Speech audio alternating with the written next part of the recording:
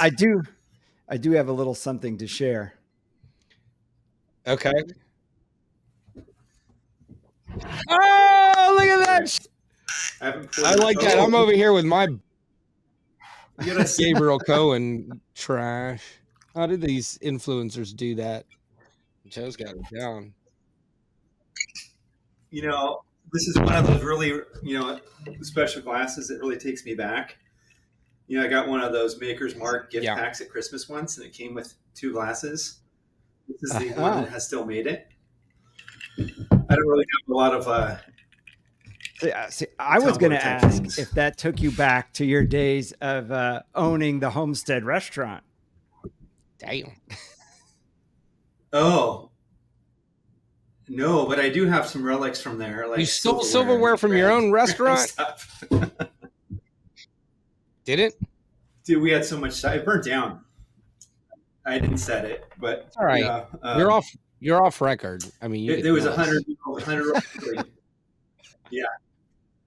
It was a 100-year-old building, and it just had all this. We bought the house from an estate, or the restaurant, the building. It was like one of the oldest buildings in Seattle where it was at, and it was just the upstairs was full of stuff. And so I was like, oh, I need surfing spoons. I need this, and there's like an abundance of shit just out of that place. So I've got an outside bacon grill that I put over the fire, and the griddle from that is from the griddle inside the homestead, just the thick metal griddle thing. I took off the oven there, and was that before the fire or after the fire? After. I had to go through and like break the seal on the door. It says "Do not enter," unsafe. Cut that one in. And so we do. I joked before that we don't really do any research or any background or anything. We do a little bit of research, and I, of course, think of you as a furniture guy and a sort of lifetime furniture guy. I think of. I knew that you did woodworking and built cabinets and things like that. And I just kind of assumed that flowed into your involvement in the furniture industry from a software standpoint. But you did a whole lot of other stuff before joining us. Yeah, me being a 5th generation furniture maker has nothing to do with why AMP exists. It just happened to be one of the metrics that got me here. An area I knew, a domain I knew. But yeah, I've done a bunch of stuff. So I say it's my 17th startup, but it's because my first one was when I was 6, when Mount Saint Helens erupted. And my sister and I collected ash because it about a half inch or so fell around our house here in Redmond, Washington. And we mixed it with Portland cement, made figurines, and then sold them out in the street. And like I would go back, and I'm like, that's the first thing I did before people were out and pulling weeds for neighbors and whatever. That was my first business. And I started learning pricing and selling to people. And so, my first adult businesses are right after college. And I've done 9 businesses. What was the college, first adult business? It was a Finnish carpentry company that overnight turned into a built-in entertainment center company.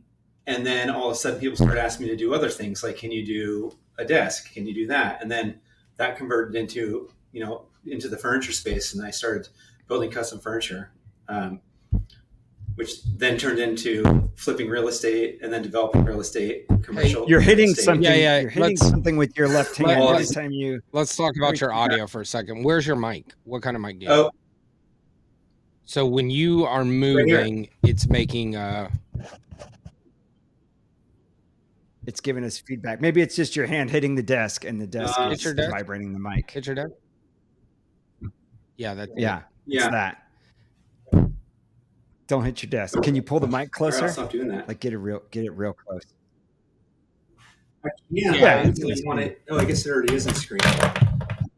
I have different microphones, and I wasn't sure. This is one, my son, my 13-year-old AV technician, said this was the best one, but I've got a reporter microphone I could switch to real quick. That's supposed to block out all the ambient noise. Let's see. Let's try it. Yeah, it sounds like you're in a theater. Your closet. Oh, you know what? Is there Sorry, something with gain? You just started sounding real good. I don't know what gain is, but I use Tide, so I'm a gang guy. are you? Gang. Gang, bitch. Why are you a gain guy? Bree's a gain girl, so we're a two detergent household. Get out of town. Y'all are that committed. It's just what I bought as an adult, and I kept buying the same thing. I'm not going to make the decision every time I'm at the store. All right, how's that sound? Is that better? Same. That's the same. All right, 1 second. Was your mom a gain user? It's more of I think it's a walls situation at this point, Patrick. If you're not hitting the desk, it sounds a bit bathroomy, which, by the way, if you have not seen my latest TikTok post, it's Georgie sending me a birthday wishes video from the shitter. It's amazing. She's literally taking a dookie. Did they move to Tennessee yet, or whatever the hell they were doing? She was in Tennessee while taking a poop, so, but it wasn't her pooper. That's really awesome public knowledge. Yeah. And she was. Let's not tell them who Georgie is. Let's not tell them who Georgie is. Oh, okay. We might have food and. Well, she was all right with it going on TikTok. I was like, this is absolutely getting out there. This is the best birthday wish I've ever received in 43 years of my life. So now we have to one up Georgie's poop video. So I have to confess, I don't drink a lot when I'm like not traveling. And I had these 3 scotches and I grabbed them, but I knew one of them sucked because it's too peaty. And of course, that's when I poured. So I'm going to start over. I'm pouring into my dog's water bowl. No, make sure I pour it out before I bring it back to the office. Joe, did you ever get an ice bucket? Look at you. All right. Got an ice bucket. Even Patrick, I see, has one on his first time. Because there was so much conversation about my freaking skateboards. I got a level. That's hilarious. And you know what? They're all crooked, man. No, they're not crooked. No, but they are not crooked. So you know what's crooked? The trucks are all crooked. And that's a manufacturing flaw. Well, they're adjustable, but they were straight on the podcast. But this morning on the Zoom with Home Accents today, they feel like they do this now. But on the podcast, they were straight. No, they did that then too. I always had the middle one taller than the other 2. But they're all 3 dead plumb. He's definitely wrong. Alex, take us back. Take us back. Whoa. The 2 outside ones are dead level with each other. I see here when you're ready. I don't know. I can't. My shit looks that way too. I have this carpenter's eye that I can't get rid of. And Gabe, you probably have it for hanging art, right? So I'm looking at myself right now with the frame in the back. It looks crooked, but it's the angle of the camera. Yeah. I get that. But in the last, I'm not going to argue about it anymore, but I got you. If you want to start bubbling up, I'll bubble up. Don't listen. I know you didn't bring it just to waste our time. Maybe your door's out of plumb. Maybe that's the problem. It's throwing our eye off. Check your door. Oh, I see what you're saying. Yeah, that could be. I'll check that later. Let's go to the video, folks. Let's see what we got, Alex. That is dead on. I wonder if the door is out of plumb. Now you're going to make me go check. I'll just do it.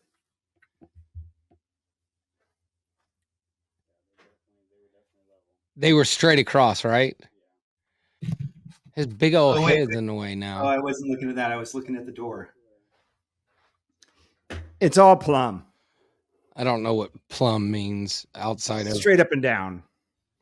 So level is across, plumb is up and down. Plumb is this way, level's this way. Yeah. I learned something new today. They're dead on. It could be just the image on there looks, it's darker. It doesn't matter. Move on. Fine. All right, move it on. So going back, you started out doing finish carpentry, which led you down this path of eventually building full-on furniture. Yeah. And then the furniture made me, tons of money, but it wasn't scalable because I trained people and then you go start their own company. So I got frustrated and started looking for things that I didn't have to work so hard at. But yeah. How did you get into the technology side of things, or just in this place? It's, in 2008, I owned a bunch of restaurants, clothing stores, coffee shop, construction company, all this stuff. And, these wedding venues and all these things. Go back. I want to know, like, how do you go from building a desk now and then having a guy go out and start his own business to owning clothing stores and restaurants? Because I'm a dumbass. It's called ADD. It was my education. I look, rose-colored glasses. I look back at it and like, why did I do it? I was interested in learning, and I didn't learn from books. I learned from doing. So I got a master's degree in business by building stuff, and either really royally fucking it up or making it work really well. And that also helped me figure out what I wanted to do and didn't want to do. Restaurants helped me figure out I didn't want to work with dumb people, which, you're not supposed to say that, but I don't want to deal with people that have no ambition and all these things. And the restaurants is like, it's a sea of people that just were doing that. And I'm sorry if you're restaurant people, but that got me out of it. So yeah, ultimately I just took a look at all this stuff going on and I was stressed out and I was like, I want to do something different. I need to do one thing. What am I going to do? And I started doing research. And I was, always taking on little side jobs and stuff.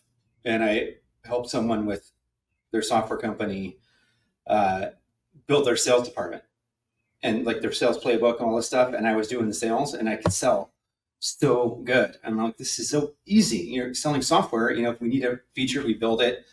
And ultimately I oversold it so much the company went under because they couldn't service the contracts and they were getting lawsuits. And I'm like, there's something. So that's what happened to AOL. Yeah. Yeah. So I just started like, what can I do? And in the clothing stores, it blew me away. I watched all of the salespeople come in with Billabong, Quicksilver, all of that lifestyle brand stuff, because we were at stores on the beach, and they bring these paper catalogs. They bring out these racks of clothes out of their Honda Civic, and they'd re-rack it out in the street and then roll it in the store to show the life samples and all the stuff. And then you saw the paper catalog, and they're, this thick, and they're printed every quarter because it's apparel, fashion. It turns over 4 times faster than furniture. And that kind of blew me away. And it was also really inefficient. Like if you wanted to order enough stuff, you couldn't look at inventory online. You couldn't order on your own. Now, was that because of the caliber of rep that you were dealing with? Or because I think of somebody like Billabong or Quicksilver as being a giant company serving giant chains of stores. And so I would expect them to kind of have their shit together. Yeah. For what channel? For the little guys? Well, I've thought that they would have had it together for everybody. Were they reps for the regional distributor of? I never looked at that. All I knew is what they did, and that it wasn't useful. And the effort for the buyer to figure out what to get was infinite. Like a Billabong catalog probably had 50,000 SKUs in it. Whoa. And every quarter is turning, I could be exaggerating, I don't know, but how do you figure out what to buy and what's going to be hot? And like that pressure on a buyer. And this is why I like look at buyers in retail for furniture and think about these commitments you make for something that hasn't proven itself and why they rely on manufacturer with a good product or similar similar looks of other things that are performed, different things like that. So they're trying to narrow their lane on decisions. But you look at apparel, I can't even like fathom how people make decisions. That's why apparel liquidates stuff so much. Brothers and Nordstrom's Rack and all these things, because they make bad decisions all the time. We just don't know it. So was that the aha moment?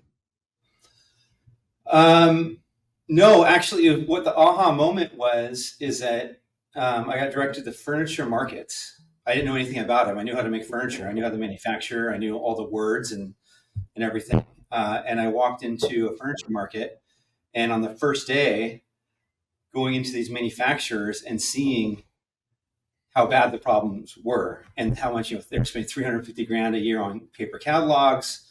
They were handwriting orders. They were using C prints to sell. This is in 2009. It's like, and that was the best they had.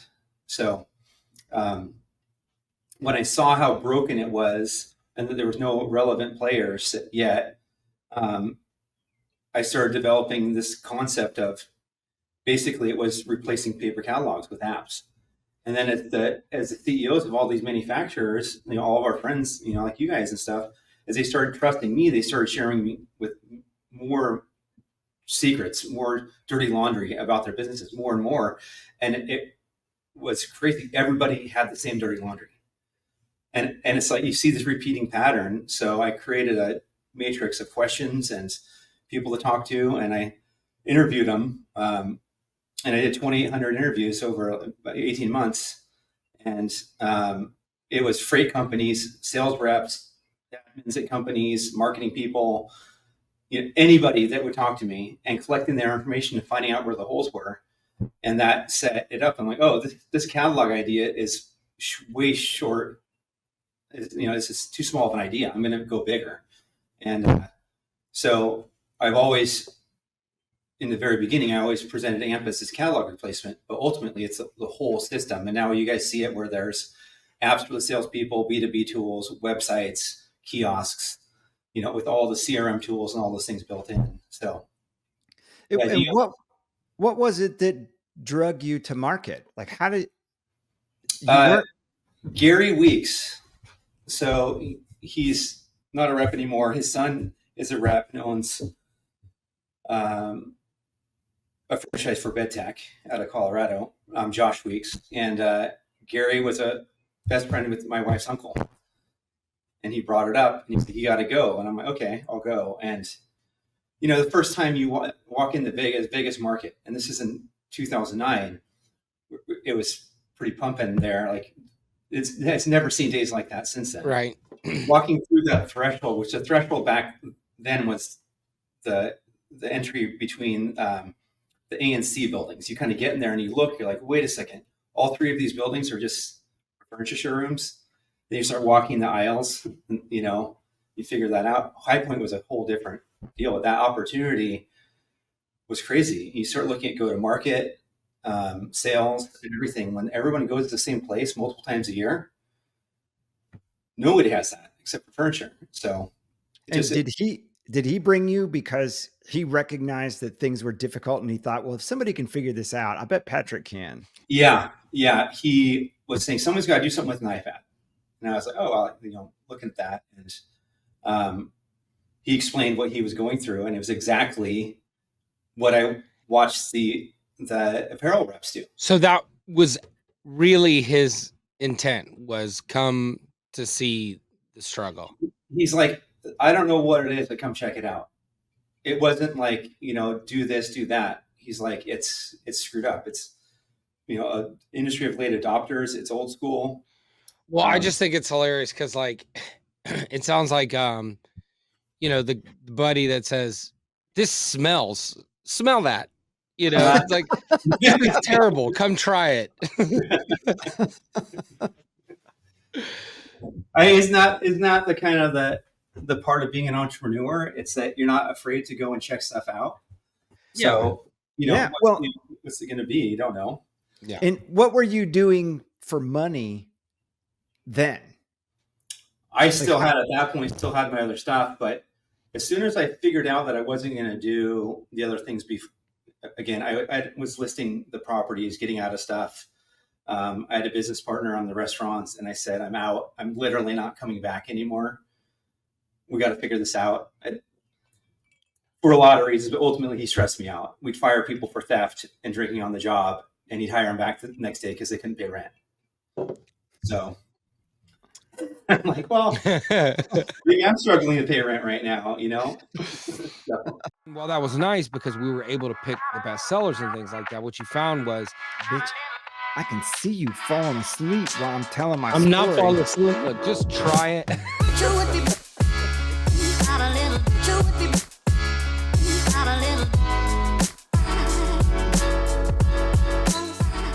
Well, this would be a perfect opportunity to welcome everybody to the Two Homeboys podcast. We have our very special guest today, Patrick Henley, owner and founder of AMP, the iPad platform that you all know and love and use every single day. So welcome, Patrick. thank you. Hello, everybody. Of course, I'm Gabriel with Classy Art and Joe Walter. Tango Multimedia. Yeah. Advertising extraordinaire. So we did one where we were introducing each other, and Joe introduced me. He goes, Gabriel Cohen, CEO of Classy Art, art wholesale, wall decor, mirror. And I was like, are you just listing AdWords that you pay for my campaign? He's like, yeah. He's doing SEO in his head for you. Yeah. I love Guilty. it. But that's the same problem I've talked to you guys about. When someone else describes my business, it's not accurate. And so you're always constantly correcting people's version of what you do. That's great. So what? Well, yours is really difficult. It's complicated. It's complex. Different things. It's complex. Yeah. How do you describe AMP? Man, I'm in a sea of new go-to-market and messaging. Let's go with what's in market. Yeah. So, we're all in one sales and marketing platform for the furniture and home goods industry. Okay. So even that doesn't say much, but right. So I'm working on that. People don't like the word term platform and everything, but ultimately we're everything they need to do business with. So it connects for their salespeople, their sales channels, their data feeds, their websites, their B2B, their analytics, all of that stuff, all built into one. And we're constantly building new things like mapping technology, analytics technology. We integrate with their ERP systems. We integrate with all their accounting systems and everything so that we're pulling up all of that data and we automatically map it and format it to a useful way to make it useful without them having to do a lot of work. Yeah. And, is there one part of AMP that gets used more than all the other parts? The app. Technically from a traffic version, the AMP shop, the B2B marketplace and tool for the buyers. That's where we get most of the traffic. But as far as usage from activity, reps are killing it. Like we have one rep that's written like $6 billion in orders. Like, and he's got reps that work for him and everything, and has a massive territory. So when you think about that churn, all of the volume, all those things, the heaviest users are reps.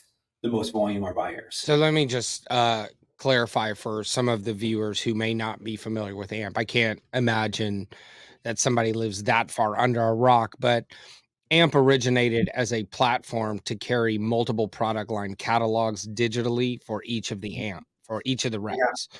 So if I'm a rep and I carry 4 or 5 different lines, I had 3 or 4 of them on one little iPad instead of carrying all these catalogs and swatches and all this stuff.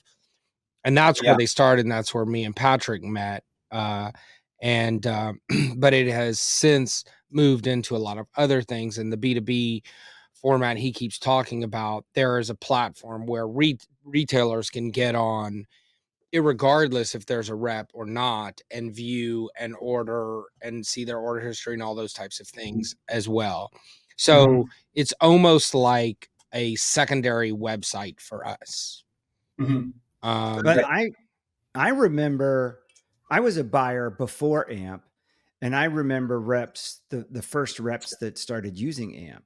Mhm. And it was exactly that. Like they used to bring in a rolling suitcase that would have giant laminated pictures of every group that Yeah, they the sea sold. prints. Yeah, and I would, when I say giant, they're like 11 by 16, maybe bigger than that.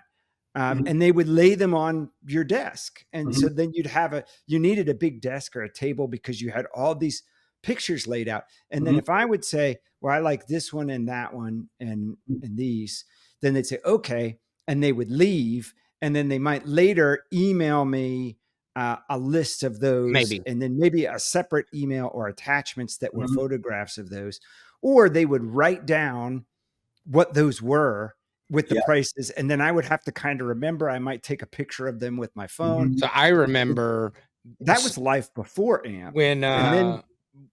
When Classy Art wasn't who we were today, I would travel with a rep, and we would go in, and that rep would pitch multiple lines while I'm there. The owner of the company's with him, and he would pitch multiple lines. And I remember reps being in the car before we go in and going through their big photos and say, no, he buys this one, he buys this one. And so they would be taking out pictures before taking them into Joe Walter because his neighbors were buying these other ones.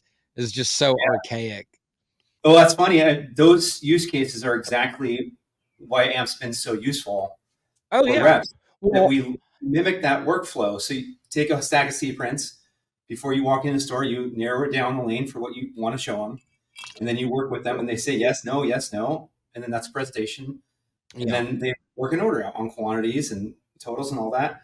And that's what we mimicked, which is... Well, I remember the struggle. So before we linked up, and we didn't link up right away, but when iPads were like super popular, everybody wanted one. Nobody wanted to spend $800, whatever. So you win them as prizes and things. And we would take the JPEGs of all of our products and have somebody like put the product number, the size, and the price, layer that text on top of the image so that they can go through the Photos app. And then the Photos app couldn't handle that much data. So then we had to get like a third-party Photos app. Yeah. It was so annoying. The workarounds that people go through even still today to make it work. That's crazy. It's a not broke, don't fix it kind of industry. People are like, well, it's easier to keep the same thing because they don't have to stress about it because it works. It's reliable. Yeah. But the person who it's a persona we call Adele admin. Adele is the person that actually has to make all that happen. Get all the printing, all the spec sheets together, and then when the merchandiser finishes the showroom the night before market starts, before the sales meeting in the morning, at midnight, she's got to go through and do the walkthrough and the price list walkthrough, and then go to Kinko's and get it printed before the 8 a.m. sales meeting. So Adele is what we built, that system based off Adele first, and then the reps, how they use what Adele did and understanding her needs and keep making Adele's life better and take less, not responsibility, but automate the redundant work. Yeah. So super important, right? And, what we've had from all types of users, but admins and reps especially, they say that my life changed because of AMP. I had a rep, an outdoor rep, probably 70-year-old dude that I met him at the Skyline Pelican Reef showroom, just randomly stopped in and said hello to Harry over there.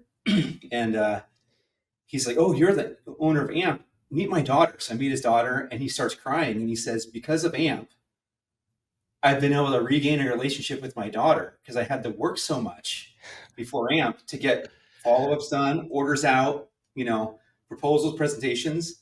And he's like, I have a relationship with my daughter because of this.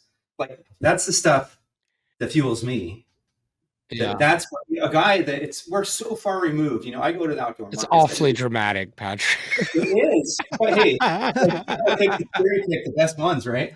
And Patrick said, I'm glad this is your life because I can't remember my daughter's name. I remember when a customer I'm working so hard now. Customer came to me crying about the relationship because of our artwork that they buy. And he was just like, now I can spend time with my daughter. Gosh, it's so funny how our similar stories are so similar. Yeah. We're out here changing lives, bro. No, that is cool though. And I would say it did when I became, because I think I was a hard sell. Like your people came in and pitched me for a couple of years before I was like, yeah, okay.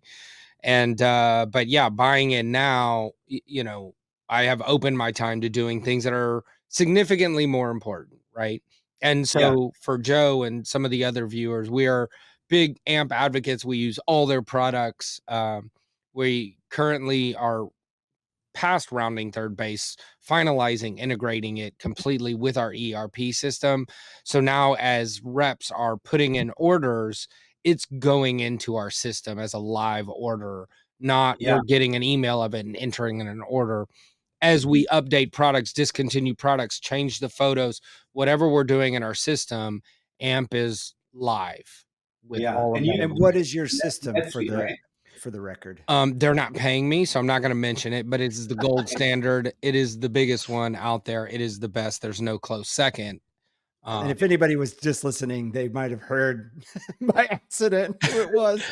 delete. I know. These rules, like you got to bait the sponsors. You Yeah. No, we're only kidding. That's the funny part. Like, I don't give a shit about like name dropping, right? The last episode got 4 views, so yeah. Well, I've got a big family, so we'll have 18 people. We'll watch it. Yeah, shake and bake. The TikToks get a lot of views. I think my idea of a lot is not. We got one of them that got 11,000. I think that's a lot of views. And what is 11? What does a view mean? This, you guys, because I always ask, I'm curious about data always. Yeah, so. I don't know if it means a certain number of seconds or if it means all the way to the end or what it means in TikTok world. And I don't care. Like, well, they're all different. The Facebook, the Instagram, they're all different, right? They are very defined on Facebook and Instagram. Yeah. Like they call an engagement if you view something for 3 seconds. So an engagement can be a click, a like, a share, viewing it for a certain number of seconds. Well, they have all that on TikTok too. It's just that Tango Multimedia doesn't sell TikTok management. So you're not as knowledgeable. I don't give a shit. Terry, if you're listening. Well, no, and I mean, that's a good point. There's a reason that we don't sell TikTok advertising. And it's not because we don't want to do it. It's because it's not proven yet. Yeah. And so we couldn't go to somebody and say, this could work for you. Because it's too much of the Wild West still. That makes sense. There's no, and how do you drive it to your target without paying too much? Yeah, that's really difficult. There's just too much that's unknown for us to suggest that somebody do that. And we'll let someone else be the guinea pig. And then once we have some validation that it works, okay, then this is a great example to point out a difference in Tango's kind of like way of doing and AMP's way of doing business. So AMP would totally jump on TikTok and say, hey, Gabe, will you be my guinea pig? It won't cost you a thing, but I just want to see if this works so I can go sell it to somebody else. Yeah. You guys should be trying new things all the time. We do that for ourselves. So we're the guinea pig. We will advertise Tango on there to see if we get any kind of thing. That's right. Advertise Tango on LinkedIn before we put a client on LinkedIn. That's how we started geofencing. I've been noticing since I've been barking at you guys about LinkedIn. Your LinkedIn has improved. Yeah. Don't look at mine. Well, that's a good distinction on, B2B or direct to consumer or B2C. It's hard to use B2B, like even for Gabe, like it's tough. It's not an elevated brand in a way yet where you can go and like you walk in any store and they say Lazy Boy, right? Or, Couch was a brand, or Bassett or Thomasville or Ethan Allen. Like we get that's it, a bro. Level. Like Stop giving all the free advertising. trying to tell Gabe how little. He's No, trying to plug his clients. This is bullshit. but like, doesn't this bring up the top? Like, what is a freaking social media For sure. strategy? But like, It's also like a shotgun. Do it all. do it all. That's But what Joe says. Just Joe and Terry are like, just pay up, just spend the money, spend. Wait a second. Wait a second. One of the two of us doesn't do that. But Joe, you can't test something like a tick. So I don't think TikTok would be a good B2B strategy, but it could very well be a good B2C strategy. If so, you couldn't be the guinea pig for that. Yeah. Because the majority of your client base is B2C. Right. Well, and the thing that we have to offer for free, I mean, I guess so the thing we have to offer for free would be the management fee, but then the client still needs a budget for running the ads. Of course. So then like, it's not just like, hey, we'll give this to you to have you be the guinea pig. What we're giving would be a very small percentage of what it would cost them to try something, unless we said, we will pay for the advertising for you and our management I think fee. you That could get would be without. a way. I think for we us could to get test without. it, but I think you can get without. There's a lot of people out there, like those retailers, they're always behind the curve. They realize how popular and big TikTok is and the power of TikTok, and they have no idea where to start. You could go to any of them and say, hey, Jody, for $1,000 a month, I can run some ads. We won't charge you our management fee. I just won't. You're testing it. We're testing it for you. Let's see how this goes. Right. So, as popular as TikTok is, I think there would be a lot of retailers that would be interested in that. Yeah, you might be surprised. Maybe I mean, it's a struggle to get most retailers to spend money on things that we know work. So, I mean, we've got several clients that are woefully underfunded on Google search, and not to, float my own tactic, but we know it works. And Google will tell you exactly how much you're missing out on by not having a sufficient budget. And sometimes the difference is very small. And getting somebody to just bump up to a platform where you only pay if somebody's literally going out there into the world and looking for what you sell. No, actually, I can back that up for Joe. I know that when we've done our Google ad stuff, like as we got going, you came to us and said, hey, if we focus on these keywords and you increase your budget, I think you talked us into like $35 a click or something crazy for the budget. Yeah. And you're like, look at this. It's going to get cheaper for you. And I'm like, dude, no way. Like, I think we were bidding like $7. And then we did it. And all of a sudden it worked. We got more impressions. We got more click-throughs. We got all these things and it started working. So, and overall what you're spending is peanuts. Right. Like one click, if you look at one click and isolate that, it could be rather expensive, but over the course of a month, it's fast food money. Yeah. Here's the thing that is really making me feel old these days is AI. And we're putting in a bunch of effort into AI in ways that enhance content and do other things. But as I'm going through and doing all this research, I'm finding out how screwed we are if government doesn't regulate this. The amount of stuff I can do and automate, and it worries me because the hustlers and the people that grind aren't gonna have jobs when like a kid who knows how to use AI starts businesses. Like, and we're looking a few years away from that, right? But if you look at content, if you could set an AI engine that went and said, I need to create content based on these rules for these places. And you can, like in AI, you can set tone and you say like friendly, competitive, aggressive, like whatever. And you can start doing that. And all of a sudden you start creating based on data you're getting live online. You start saying, here's the post I want to create automatically for 4th of July, for Memorial Day, on LinkedIn, on TikTok, on Facebook, on Instagram, and they're all specifically catered, and you start driving that content directly to those for your audiences, and it's actually giving you live analytics, and it's helping refine what the lane in your targets. That's kind of freaky, right? But Yeah. Well, and Bree and I just had this conversation last night. The other thing that's scary about that is that we'll get dumber. The less we have to think through things and the more we can just learn how to use the right prompts, Right. the dumber we have the potential to get. do you think we're dumber because of the internet? We have all this information now at our fingertips. Are we dumber or smarter? Yes. I think we're dumber. And I have a great example. I was driving to Atlanta Airport early in the morning. I'm in Chattanooga, and AT&T went down. All AT&T. Whoa. Son of a bitch. All of Patrick's AT&T breaking went down. all the rules. And so my map stopped working. Uh-huh.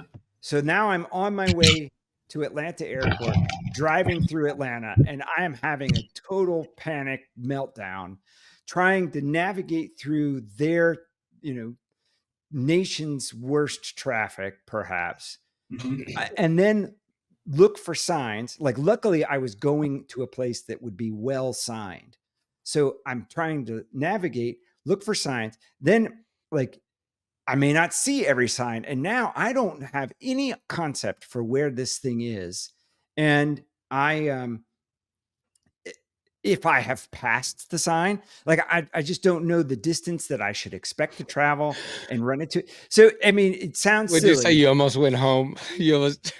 I almost went home. So it sounds silly, but until you're in that thing where we've become so reliant on the technology that now we don't know how to function. And I start thinking, I can't even pull over and go to a gas station and buy a map like you would have done. Like, I at least. But I have a rebuttal. I have a rebuttal to that. Okay. So similarly to when we started using the AMP technology in Classy Art, we were now able to utilize those mental resources elsewhere. And so while we're not having to worry about the direction somebody gave us over the phone, go to the first stoplight, make a right, look for the red building, you're going to make a left, look for the pink rock. I remember having to give the pizza delivery guy instructions like that. And we don't have to do that anymore. We're now freed up to do other things. And on a more macro perspective, they have theorized, and I don't know how much it's been proven or not, but they talk about the development of the human brain making these major leaps because we started cooking our foods. And so we needed less digestion like less intestines to digest the foods. So our intestines became shorter and shorter and allowed us to utilize that, energy to develop a larger brain where we can now have fine motor skills and run a keyboard and whatever. And so at that macro level is not worrying about how to fucking get to the stop and rob, allowing us to evolve into something bigger, better, or just different. I have two questions based on that. What does macro and theorized mean? Hey, I thought he was talking about macaroni and cheese. Let me do my speech in that. Gabe and I are it's similar to this. Is that you think about. I grew up in the 80s, 70s, and 80s, and like, damn, we had all this stuff where you came home when the lights went out.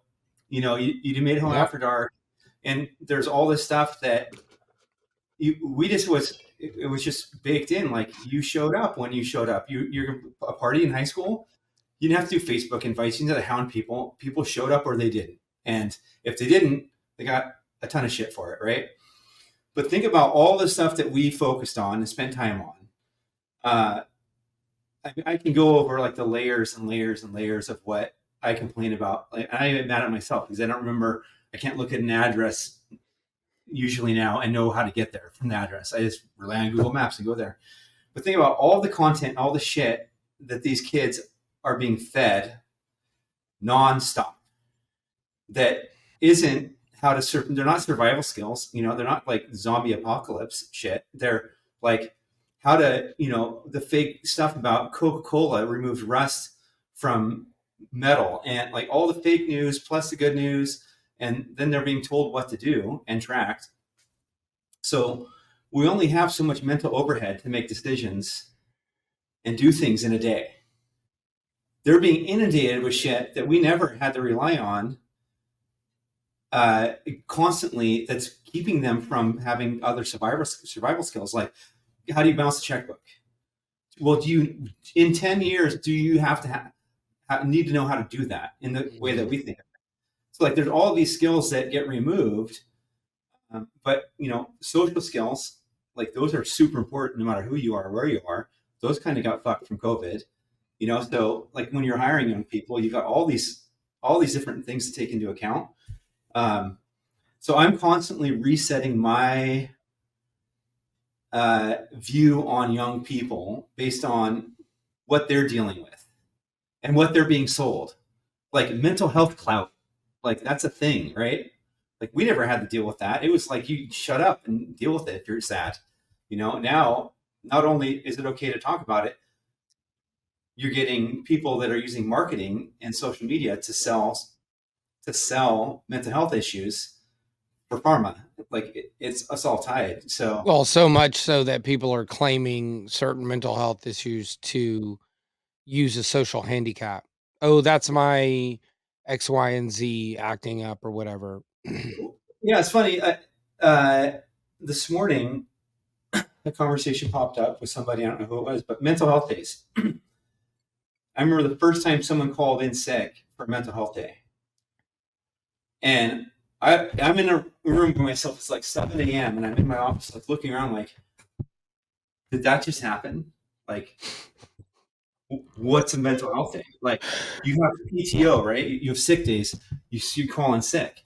So then, like, our generation would never say mental health. You never admit that you were too sad to go to work or whatever. So you bring that up. So that's the good side of it. But now once you start identifying for these traits of depression or anxiety or ADD, ADHD, or whatever, then the content based on what you like and what you follow starts driving. And that's, I recently got off TikTok because you guys have been open about my mental health struggles from COVID and all these things. I started getting served up medications nonstop. And no matter how hard I tried working on my, I like following woodworking and business stuff and technology and other things, the algorithm always took over, and who's willing to pay the most? Well, drugs. That always won. So I'm getting depression medication, anxiety medication, ED medication, like, everything you can think of, because, now I'm 50, but that's what freaks me out is that, so our kids having the skills that we have is one thing. What are those skills that we should have taught our kids is the problem. Should we taught our kids how to use a map? Maybe, if you think it's important. Should we teach our kids how to fix a flat tire? Should we teach our kids how to pay their bills? Should we teach a kid how to show up on time? Like, those things are important. Those are what we should do as parents. But like, what shouldn't we teach them? Like, how many things are going to go away in 10 years? Will you even drive a freaking car? Like, what stuff is going to wipe away, and we're not prepared for what's coming in 10 years. And, 30-year-olds will suck in the middle. I think that what you're talking about with the social media algorithms feeding the content becomes really dangerous when you get into a political discussion, because you start being fed more of what you already believe, and more extreme versions of what you already believe. Mm-hmm. And that ends up spiraling into you believing more and more extreme things about what you already believed anyways, instead of seeing alternative views and getting exposed to both sides of things. And I think that poses a real danger. It doesn't answer your question about what we should be teaching kids, other than teaching them to listen to both sides. My kids don't know how to hunt or clean a deer. They know how to fish and clean a fish, things like that. what's important to you. Like I took the opportunity of COVID to teach my kids how to make furniture. I had them down in my shop. We made Adirondack chairs, and they're like kicking and screaming. But now they have a skill that I was able to translate to them. Well, if there's something we should be teaching our kids to address what you're talking about, Patrick, as it relates to what Joe's talking about, what we should be teaching our kids is what the algorithm is, how it works, and how to be able to step back from it and decipher that, this is being fed to me because this, and this, and that I should Yeah. probably be searching the other side of the argument on every topic. Well, Right? so That's AI, still, huh? what's the other side? Well, it depends on the topic, right? So Joe's Yeah. talking about politics. And so, Yeah. we're not going to get into politics, but I definitely sided with one side pretty heavy and had a viewpoint of particular people and parties, and I was constantly being fed that. And I started trying to trick the algorithm because I don't want to see it anymore. And Mhm. actually, I have a very relatable situation where I was being fed a lot of like red pill stuff for men. And, I'm a big men's advocate and things like that. And I do think it's important, but it was significantly hurting how I viewed women because there's a lot of content out there that are trying to portray women in a bad light for men. Mhm. Yeah. And so I kind of decided like this is fucking my brain up and Yeah. would go off like when it pop up, I don't give it 2 seconds, right? So Mhm. I guess the What point I'm trying to say is teach our kids to recognize and have awareness of that. And by the way, Mhm. I've changed my politics as well, kind of because I broke out of what I was being fed. Right. what triggered you to know that on the women thing you needed a little shift? That's a good question. I wouldn't be able to identify one particular instance, but It was the end of the dad bod trend. And we said dad bods are in, all the I'm influencers, gonna have to start relying on my personality. and that was over. And Gabe's like, shit, the dad bod trend's over. I gotta change my stuff. uh, yeah, no, I couldn't point to anything other than I could hear myself speaking. Yeah. I like totally back that up. And here's like a real life thing. If you guys get news feeds from Wall Street Journal every morning and New York Times, I get them both every morning, and I look at them. And New York Times, economy's great, jobless is down, new jobs are up, all these things. And then you go and read New York Times, same day, the economy's in the tanker, interest rates are going up, Right. the Fed did this, the Fed did that. Well, who owns freaking New York Times? Jeff Bezos. What's he want? He wants us all to buy shit. Yeah, I mean every single news outlet has the same thing. Not even just news outlet, just every media channel. Right. And it doesn't matter it's traditional media, social media. It's all the same shit. Like it's all got an agenda. They all have Yeah. sponsors. They're all owned by somebody that is in it for dollars and cents. So, you just have to like as we talk about social media, it's like entertainment value only. Like I used to pride myself in that I don't watch the news ever. In fact, I don't watch TV, but I definitely get news from TikTok unintentionally, right? Right. And it's always going to have a slant, right? Mhm. That's So, the great thing about two homeboys is we are agnostic to all of that stuff. yeah. And it's all factual. we This is we true. don't take any position on anything. Two homeboys, that's sources, that truth. Oh shit. But this is my view on it is I fucking love America. And not in this Trump kill everybody, male dominant way.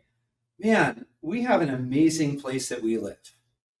And I've traveled the whole world. And I love traveling. And I love going to everywhere. Like I've shared with you guys my trip to Bali. I got back from a few weeks ago. Like, amazing. Where do I want to live? Here. And all of that. And, when I look at this social media is that they're influencing.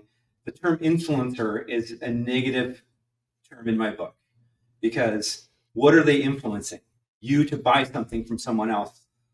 And what's an influencer? And then you got micro influencers. So there's a new guy in the furniture industry trying to sell us on micro influencers. How do you get people to recommend your brand to their friends? But isn't that America? That's the awesome part of it, right? So Is it? See, because for me, it's the constant influence. Like you said, we're bombarded, and there's a number of 78,000 advertisements a day, whatever that number is. We're bombarded with mind-altering content to get us to buy shit all day, every day. And as aware as we are, it still takes a toll on us. And we have this lifestyle of, I need that, I need that, I need that, keeping up with the neighbors. I got to be on the right side of this subject.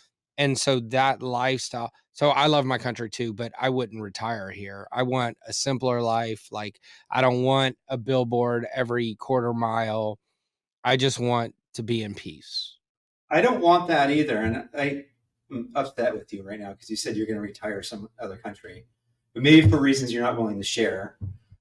The reason being is when have I ever not shared? I'm joking. But what's missing from this equation is government regulation. The way that the proliferation of social media and now AI and content and fake news and all these things, that we don't have government stepping in and going, whoa, Google, like, by the way, we shut you down, but we're going to give you another year to collect people's data so you can freaking manipulate them constantly. Of course. We got to get an election. Yeah. So I don't want to do politics on the show, but money and politics don't mix. And until those things are separated, that's never going to go away. Right. And so, like, that the internet is relatively unregulated, that makes it difficult for us to know where it comes from. Like, I'm mind boggled by this. Think about in the 50s, how we got content delivered to us, or like World War II. Like in World War II, they still flew over towns and threw leaflets out for people to grab off the ground. And you know who drove that message? The government. Like, it's a whole mixed bag. I have no position other than I'm confused ultimately on what to think. But, when I look at how quickly my kids get affected from this digital world, and then I think about, like, the life I've built, I can't even create a version, no matter how much money I make for them to inherit. They can't recreate the life I've built because the costs and everything go through the roof, taxes, like all these things. So, like, what is the new world? Well, it's like, we've lived on this, the American dream of you grow up, you go to college or you go to work, you get married, you have kids, you buy a house, and you retire and everything's happy. Well, like, what version of that happens for my 13-year-old when he's 25 years old? If I've given him all the world that I wanted him to have, he's had an education, he's had college, he's traveled, what's left? I don't know. So, yeah. So who are you guys voting for?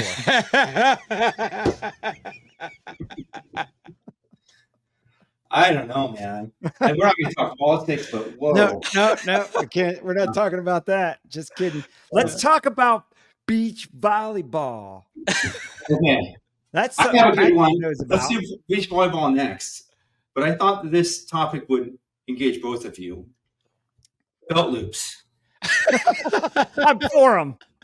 So I'm against. And my favorite brand of jeans now is Joe's jeans. Your brand, man, Joe. Yeah. And what sucks is that there's not enough belt loops. They're too far spaced. Yes. So there's only 5 belt loops is not enough. Up, pants hike down. I'm a big dude, but not a big dude, and it's a problem. I have no idea what brand you guys are talking about. Well, look, there. I got one right here. This is brave. And then one right there. You're so brave.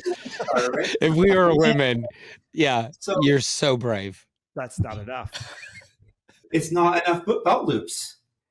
Like, how much are you really saving on right? That's what put another one. right? That's a great point. That is a great point. And I read somewhere that making clothes was getting expensive, and they couldn't they couldn't do enough to the clothes to justify raising the price. So what they started doing was putting fancier tags on the clothes. And so now I think about that. Every time you go to buy a shirt and it's got like a wooden tag instead of just a little, generic paper or a thick cardboard tag, I think they're just trying to get an extra buck out of this shirt. They added a 5-cent tag to it. What's this? There's this term I just learned. I wish I had it in my mind, but it's an infinity thing about communication relationships. And so when someone makes a statement, everybody already has a preconceived version of what they're talking about before they have the whole dialogue. And I kind of lost my train of thought, but like that's the thing. Like, that's Scotch. Got lost in the infinity loop. But we all make those conclusions before you understand the conversation, and we all do it. Our minds work that way. Is that trying to tell us that there's more to the conversation about the belt loops that we missed because Joe had his 2 cents on the belt loops? Yeah. Well, so this is because you guys always know. Dave always says to me, "You're overthinking it, man." Well, that's my freaking superpower is overthinking. It is your superpower, but it can also be your demise. So it is. Now you fucking ruined pants for all of us.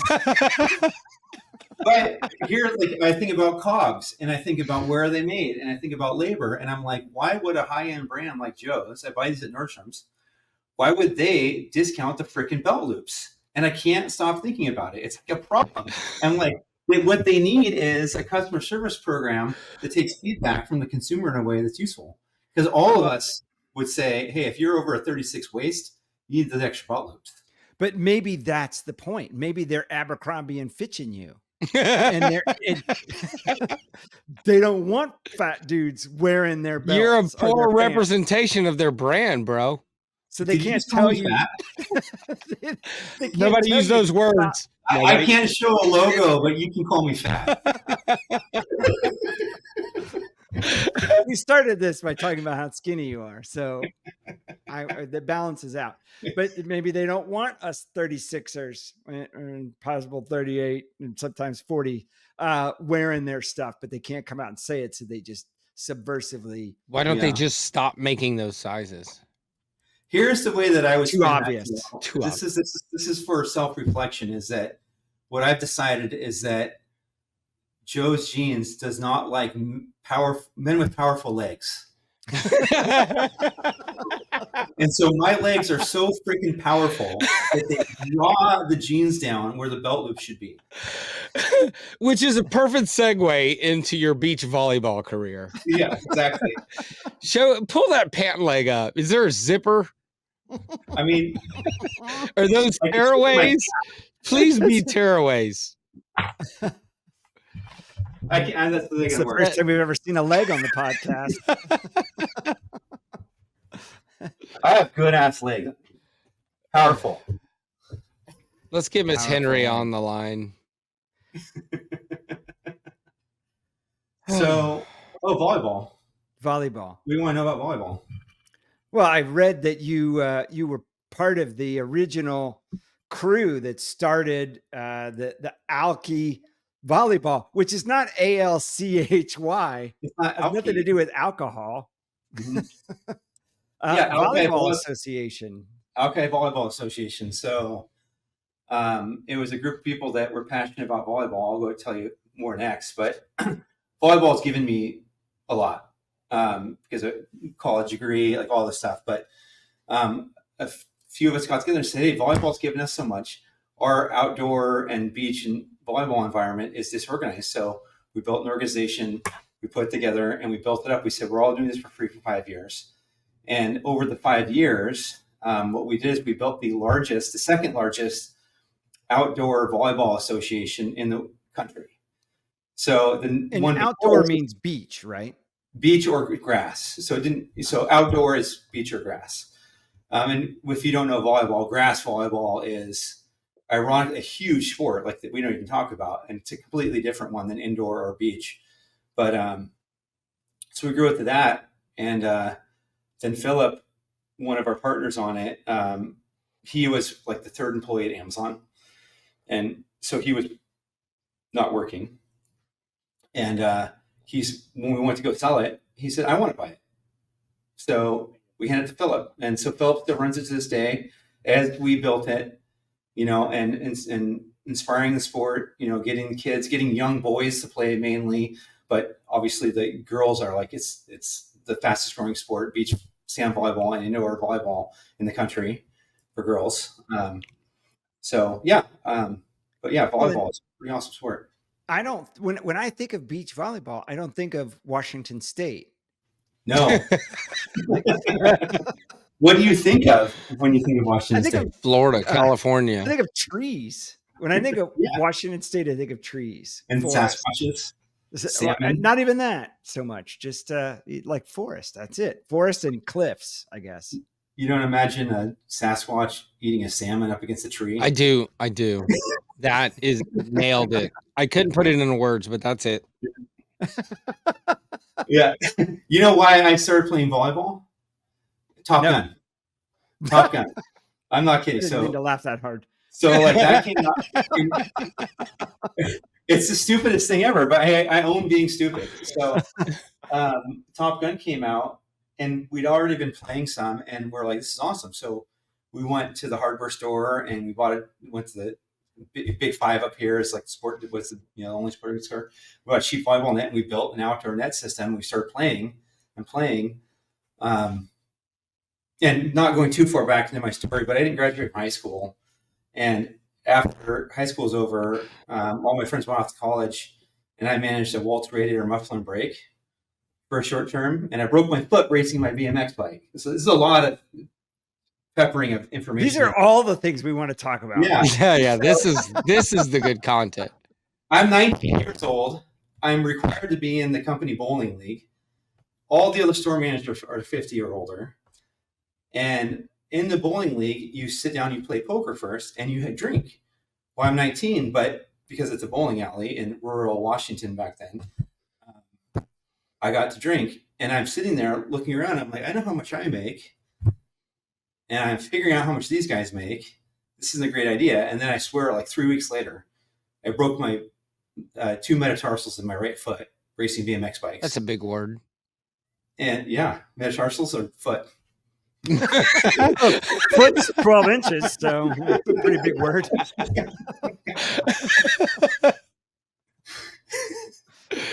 And I had a couple days off, and I go in, with my boot on to work, and I got a demotion that day to assistant manager. And I looked at the guy, and I looked at my toolbox, and I had this Alfa Romeo Spider back then, and I had this massive freaking toolbox. And I looked at him, and I go, I quit. I had no plan. This is into my world, because this is how. Well, you're 19. It's not like you have kids and a mortgage. But, I mean, it's apparently a big deal if you manage a Waltz radiator muffler and brake.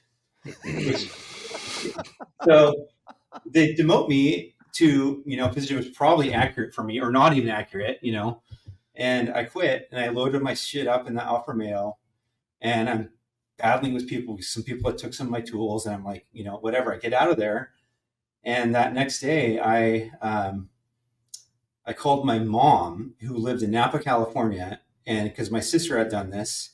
I grew up in a pretty dysfunctional house, but my sister had gone down there and gone to an adult high school and got her high school diploma and her GED through this adult program. And I was like, look, my friends don't live here. They're all at college.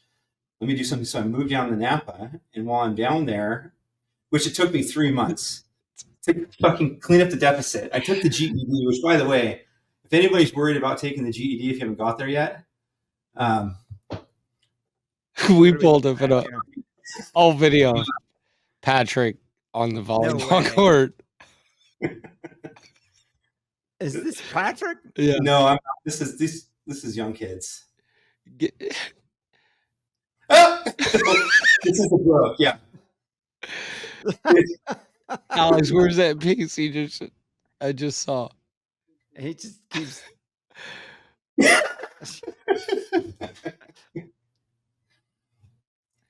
Hold on, wrong clip. No, that's perfect. This is it.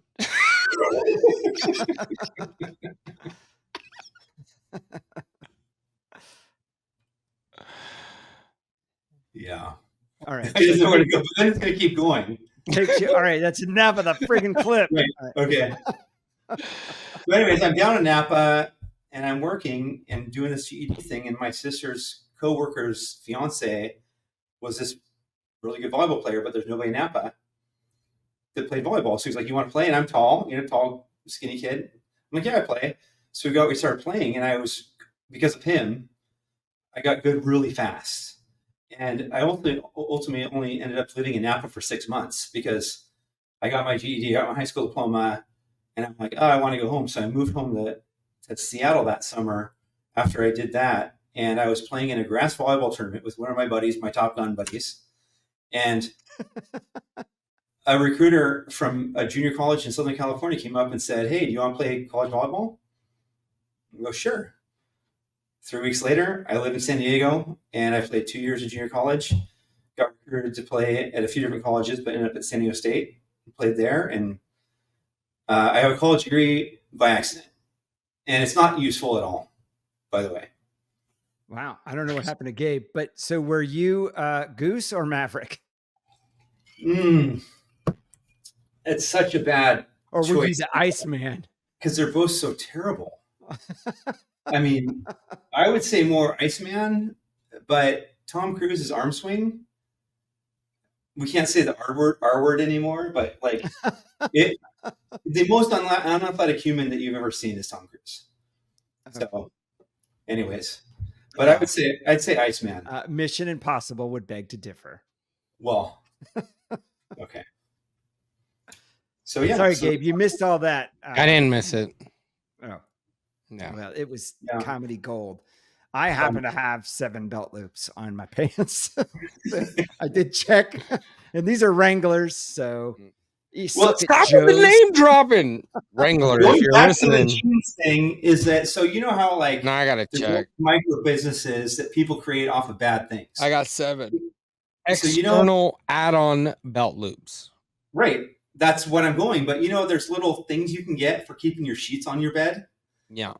Little things you put on, you clip them on, or whatever. Yeah, like suspenders for sheets. My sheets are always coming off, but like, is there a market to create, like like the bedazzle thing, where it's as easy as bedazzling, but they're belt loops and they come in all colors. You get a whole thing, and you do it on there. There's like little rivets.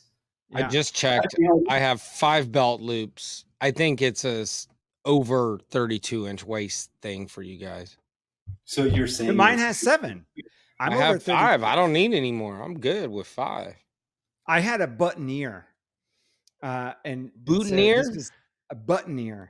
What is a buttoneer? Was the device that you clicked on buttons onto your shirt. So you didn't have like what you're talking about with the belt loops. It was like a little, like, I don't know, a tool. Yeah. You stuck the button on the tool and it had these little plastic things. And so instead of having to sew a button on, you just use the buttoneer to kind of clip your buttons to your shirts. We found Patrick's it was a great tool. Next new business idea. Right. So you just got to execute it correctly. You got to make sure there's enough colors, enough fabrics. If there's anybody who knows how to do it, it's you.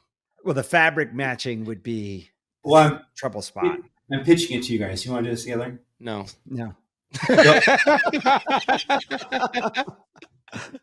You had much more adventurous friends when you were younger. We don't want to open a restaurant. This is a carpentry business. Insight into my mind. So that the bed sheets thing, that's been a frustration my entire life. For whatever, being a big dude, like when I roll around and I don't sleep well, the corners come off constantly. And so at one point I put all this effort into, I found a guy who manufactured pillows in Vietnam, wherever it was. There's some trade thing about where you can sew textiles or not. Anyways, my whole idea was big everything, and for your bed. So it was big fitted sheets, big blankets, big everything. And I put in months of effort researching all of that and figuring out the regulations and all of it, because everybody I talked to hated about how their sheets came off. And it was right around the time when mattresses started getting thicker and thicker, pillow tops, and all this stuff.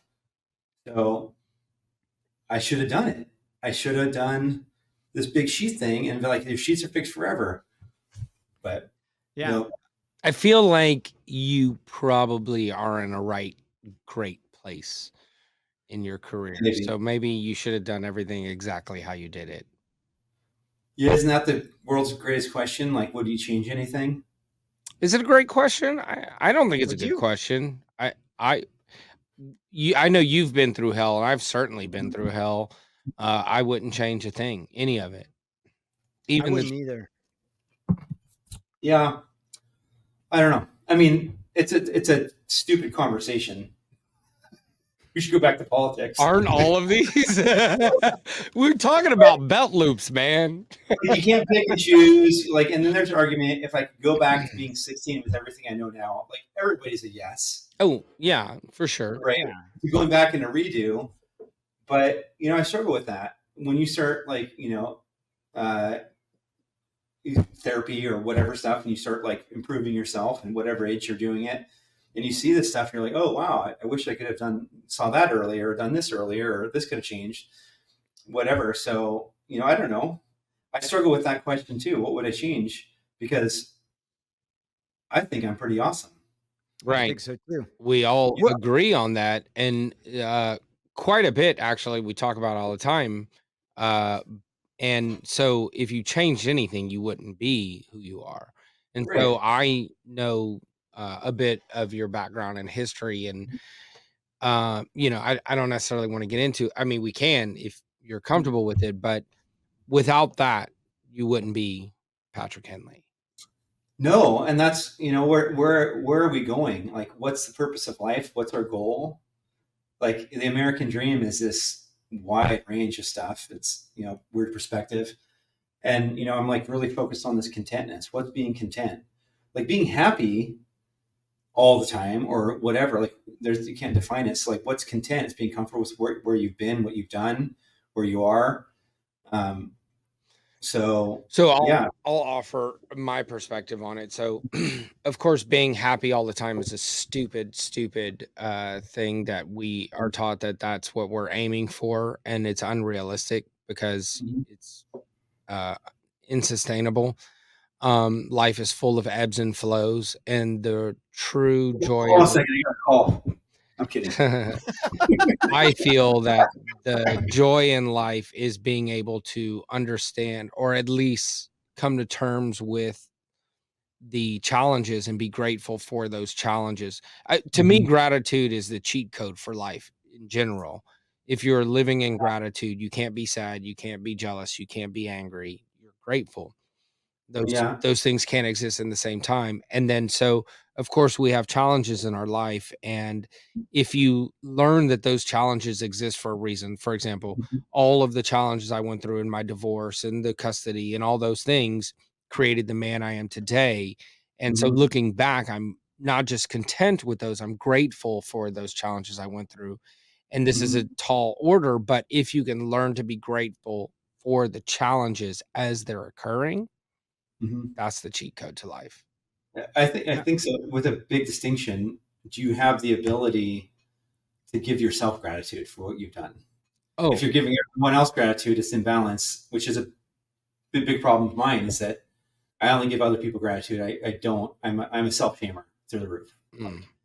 Like that's my motivation. Like not being good is self-shame. Not being the best, self-shame constantly. So. Which is so funny because to the rest of us, you are good and you are the best. And, if you cared to watch previous podcasts, you would have heard us talking about how anytime we talk about Patrick, without saying your name, we say the smartest guy in the room. And we all know who we're talking about. And it's you. I appreciate that. And I also, it's super uncomfortable. Well, it's perfect. That's how compliments happen. Right. Tell me something I'm comfortable with. Talk to me about my super strong legs. You're so pretty. You're so pretty. That tan looks really good on you. Alex, we need to turn some of these lights down. I have a really good tan right now, and these two white boys have a better tan than me because of these lights. I plan This the is whiteboards. bullshit. I've been in the garden all day. I was at the lake all week. I'm looking good. And now I look pasty with all this light. Yeah. Y'all I are will also glowing right now. with your piggyback because I don't run from this stuff. Is the mental health things. This is something about this industry that's been really awesome. Is that there were a lot of times where I would ping Gabriel about something random or whatever, and he'd always respond. And that was great. And then as I came through my mental health journey and I realized that, just being open and talking about it was a good thing. And it was very vulnerable. It is now, like, talking about this stuff. And as I got vulnerable and I share with people, I started getting people come back to me that have had massive struggles. And because of me, they identified it and did the work. And it's so, that is how I'm seeing that. Like, okay, I have the gratitude for them getting better, but I was the influence that got them there and seeing that. And so I do a lot of, especially with sales reps, it's a really hard time in the world to be an independent sales rep, 1099, the costs, fuel, like road reps, like all of that, and everyone's aging, all of that. And I make it a point when I see a sales rep is struggling to stop and have a talk with them. And Gabe, we've had a couple recent things. You and I tasting something together, and but this is that going back to what our kids like the mental health clout. This is where where I'm pushing into it, and I think it's pretty amazing what, because I have a stupid title of CEO, and people think I'm smart, that when I share something about my mental health journey, that it's important. Well, and if I get to use that and make people better or help them get better, or at least help them get a little better, man, like, I've won. I'm content. okay. So Yeah. Well, there it is. No more searching necessary. And we don't think you're smart. We know you're smart. And I mean, it's got a little convincing to do still. But yeah, I mean, so when I started my journey years ago, it's mental health journey plus some other things, right? And you guys know about those. And a lot of people have come to me, and I love, it's my favorite thing. Yeah. Besides my farm in my backyard. Now, or I don't have a farm, but you know what I'm referring to. But I get so much joy and pleasure. And it's interesting. Even you were guilty of saying, I'm sorry to bother you about this or put this on you. And like, I get that a lot, and it's never a bother. I will always stop what I'm doing, because for people that haven't had those very severe mental health issues, I don't think they recognize like how impactful it is and how disastrous it can be to your life. And so as somebody who's been there, done that, got the t-shirt, I recognize the weight of it, and everything stops for me in that moment, because I need to be there for that person. Right. And I also don't think most people know how much courage it takes to be vulnerable enough to share your experience or what you're feeling or what you're going through with somebody, regardless of who they are. Like, it takes a lot. Yeah. And it doesn't take much to listen, and what are they willing? It doesn't matter what they're willing to share. The fact is that they feel camaraderie related to it, and they're comfortable with it, and that is the biggest step. Like, I remember telling people the first time that I was having these issues, like friends, and saw a retraction a bit from some friends, because they're uncomfortable with it. They don't know how to manage it. We're a bunch of 50-year-old white dudes, right? And like, that was a struggle. And then when I started talking at markets and stuff about it, immediate return, because I think that our industry, or industries related to, trade shows, markets, things like that, got impacted in a different way than a lot of industries. Yeah, things were remote. Some things did fine. Furniture did great for a minute, money wise, but it really destroyed a lot of the industry. Giving these people a moment to like recognize that, we went through something really tough. If you were a sales rep and you weren't equipped for doing Zoom meetings and things like that, you might have almost lost your house, or you did, Well, yeah, I get what you're saying. I think I have a different theory. the reason I think that this industry was so impactful when you started opening up about your journey and what you'd been through is kind of a thing that I say all the time, that this industry, and you've been in lots of industries as I have, and this industry is just super saturated with authentic, caring, genuine people. And with that, when you're vulnerable people, you develop these really meaningful, deep connections. And Mhm. I think that's the difference. It's not that they Yeah. had been through something similar because of COVID or anything like. It's because you've developed these connections with people who truly care about who Patrick is, what Patrick's going through. Right. Yeah. Well, You guys brought this up during when Molly was on. Did we? Molly Mays. Yeah. About. Who is that? we know who she You could is. just say Molly, bro. Well, I don't know. You looked at me like, oh, we talked about that? Who's No, but Molly? I It's don't a remember. whole podcast, but. I don't remember speaking about mental health with Molly. Well, no, I thought that about the industry. Oh, And we yeah, had yeah. facts, like when Molly went through her divorce, like we all checked in on her, Mhm. made sure she was golden. Like not constantly, but the weirdest thing about it is that we may see each other 4 to 8 times a year, right? Depending on what markets, trade shows you go to, and that we grow these bonds. I find this it's miraculous how I consider you guys like two of my best friends, and how little we see each other and how little we communicate. It's like you got like my best friend from kindergarten. You guys are still tight. It's like riding a bike. You just get back into it. How quickly you build it because the strife and the pain you go through by traveling, by going through the politics, the economy, the ups and downs of how it works. We're all there together, which is also like a funny meme.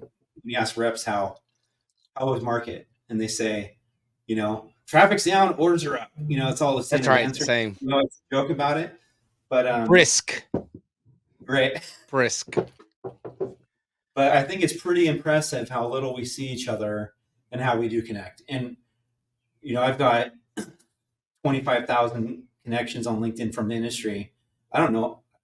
Maybe I've met them all. I don't know, but like we connect very quick, and you can connect the dots on how are we related, what's important. Like look at our group of our buddies from the industry, where we're all from Joe from Florida, Vanilla Ice,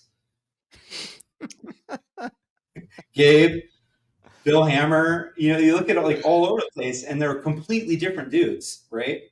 And that we connected on these levels and stuff. So I do. Well, I have a question.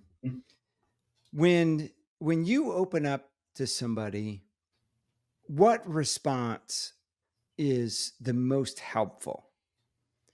So is it, yeah, me too, I've been through that, or is it the relief of knowing that you're not alone, or is it somebody who just shuts up and listens, or is it somebody who tries to offer some sort of consoling, or like what is a response that is meaningful?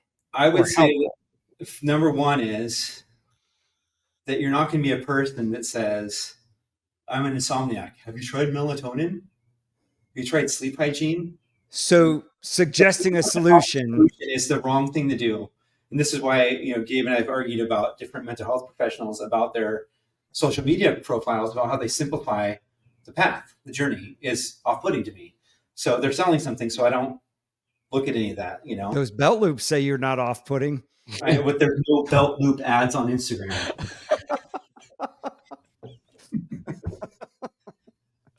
Sorry. Pudding is delicious. Anyways, I think so. Back to your question, Joe, is that like I rarely in a one-on-one will say something to someone, but in a group and sometimes in like small groups or whatever, like bring it up and say, yeah, COVID sucked for me. I really struggled, and here's the things I went through. And then I'll see them later, and I'll see someone at like open mic night at Simon Lee or, Blue Jacks or wherever, or, and they come and say, hey, that was really awesome that you shared that. I'm really struggling too. And then at that point, I'm curious and say, are you okay? What are you going on? Because, the difference between being depressed and being suicidal is not far. Right. But then doesn't that take it from this being about you sharing and being vulnerable to now you being the therapist for that person. Well, but that's okay.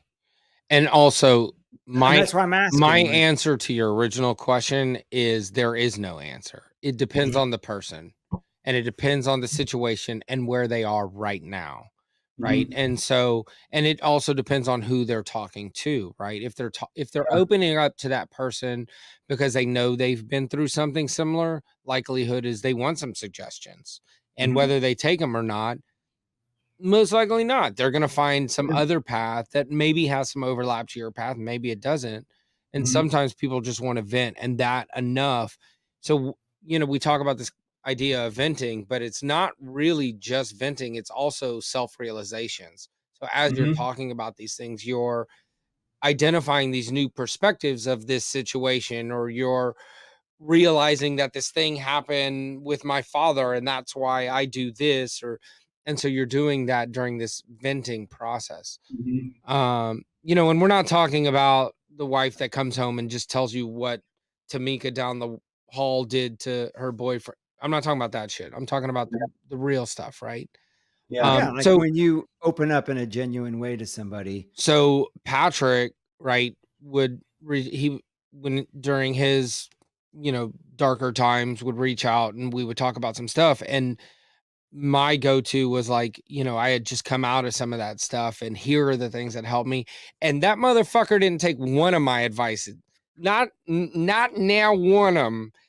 He just said, but I'm doing this and this is what, and that's fine. But, at the end of the day, like he got some sort of relief from talking to a friend who had been through it, and he had Mhm. his plan and his path. And here he is. I mean, where are you today, Patrick?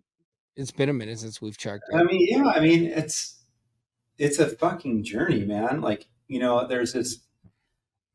So first of all, just so for like the like surgeon announcement version is like good therapists, ones you connect with, are really hard to find. Mhm. And the commoditization of therapy because of the mental health clout and all this stuff, it's hard. It's even harder to find the good ones because the good ones are busy. And then how do you find one that fits with what you're looking for? But find a therapist and keep trying until you find one that connects, and just go and go and go. I probably tried 12 therapists through my life. And it wasn't until 2 years ago that I got one. And I was like, oh, okay, I like Matthew. And it took me a year to start actually getting into the meat with him.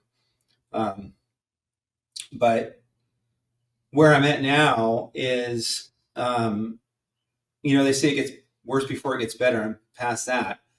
But it's like this constant learning experience where I look at like my childhood trauma and different things and what I reinforced through childhood trauma to through grit and that reinforcement to do what I've done, different things. And the problem is like that I struggle with as an overthinker is like the reason why I did it, a lot of things I did and got really good at were to make people happy. And it Mhm. kind of blows up your world, right? You want to impress people. The way I grew up is that um, we were the lowlifes in the community. And so anyways, but then it's like reflecting, being like, I actually do love woodworking. I do like playing volleyball. I'm good at a lot of other things. Do I need to be good at everything? So it's like really kind of redefining what I'm interested in and what I love.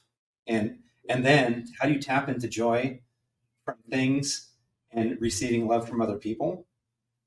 Like that's a pretty tough skill for people like me. Like, how do I know that people are being genuine? I'm second guessing it. Like, are you being genuine when you're helping me out or talking to me, or do you want something from me? Well, and so my answer to that is recognizing acceptance while you're who you are supposed to be, who you want to be, and not who you are being for the pleasing your parents or the Yeah, neighbors or whoever. And so, right. one thing that I think we have consistent both in my group of friends in the industry and outside of the industry are they are the less judgmental people that I've ever met. And I Mhm. just by accident accumulated people that aren't judgmental. And I've shared things that most groups of friends would totally just kind of like stonewall and abolish a friendship with that person. Yeah. And what I came to discover was all of my people or our people, uh, it just brought us closer. Mhm. There's that genuine concern and care and love, and that's how you know. Yeah. Or, and something that I struggle with is like if they did distance themselves, is because they didn't know how to deal with what you were dealing with. They didn't have the skill set. If it's a bunch of other 50-year-old dudes, we weren't taught how to help people with mental health or talk about it or anything. And if you're not going through it, you definitely don't have the skills. So it's what resonates with people when you speak about it is so important. But I guess it's like it's not about details. It's that I guess, yeah, Gabe, it's judgment, right? Like we're not judging. That's it. Well, and Gabe, I think that your situation is not that you were lucky to fall into a group of friends who were accepting of whatever the things were. I think it's that through life, the friends that are not drop off. Mm-hmm. And it's the ones that, that really care about you that kind of stick around and see you through things. Well, Mm-hmm. when I say I was So lucky, so I made a that's also decision. lucky. I made kind of a decision that I didn't realize would be so fruitful when I was in my early 20s. My parents' house was the hub, right? Like we would all hang out there and do the things.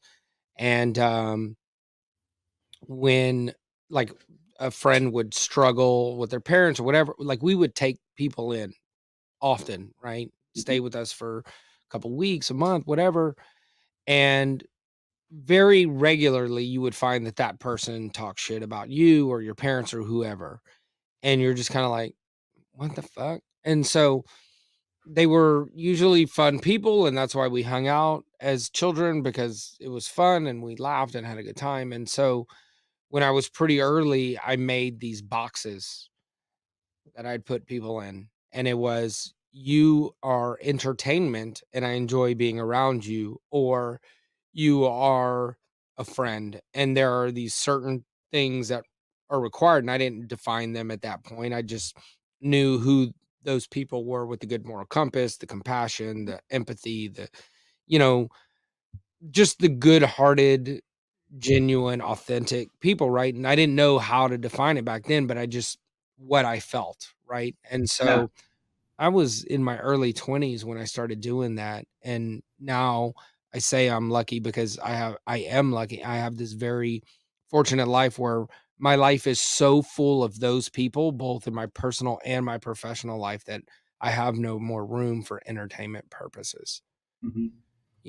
I'm entertained by the people I love most in this world. I think it's time for a commercial break. We'll be So right Patrick, back. Yeah. So if you're itching and you can't stop itching, Cortisone 10. All right, we're back. Thank you, everybody. we're back to the podcast. Thank you to our sponsors. I do have a concern. Have you guys heard that it's in the news? It was in yesterday that that YOLO isn't cool anymore Oh, fuck. in a much more deeper way. And I have a long history with YOLO. For like the first 10 years of YOLO, I thought it was just how you said "What's up." That explains so much. You use that as a salutation in our email. Myself. It's like, "What's up?" And then like 2 years ago, it was revealed to me what YOLO meant. Man, I'm just getting into this YOLO thing, and now it's over. No, it's now out. it's like now people are trying to save money. Pull the rug out from you. YOLO.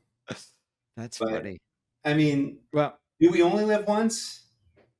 You guys I watch mean- Ancient Aliens? Like, I have. You don't want to get me I have started. some really deep shit to get into with Gabe, but I feel like an hour and 42 is too far in. But I have a serious question for Patrick, but I want to tease a future podcast because this has got to be saved for later. And the tease is Terrence Howard and does Gabe still believe in Jesus? So that's my teaser for some future episode. Jesus. all right. And so, Patrick, when you talk about therapy therapist. Mm-hmm. Was was it I'm wondering the type of therapist, not necessarily the person, but is it the type of uh, therapy where somebody says, they just keep kind of digging deeper and deeper. Well, why do you feel that way? Well, why is that? Well, why is that?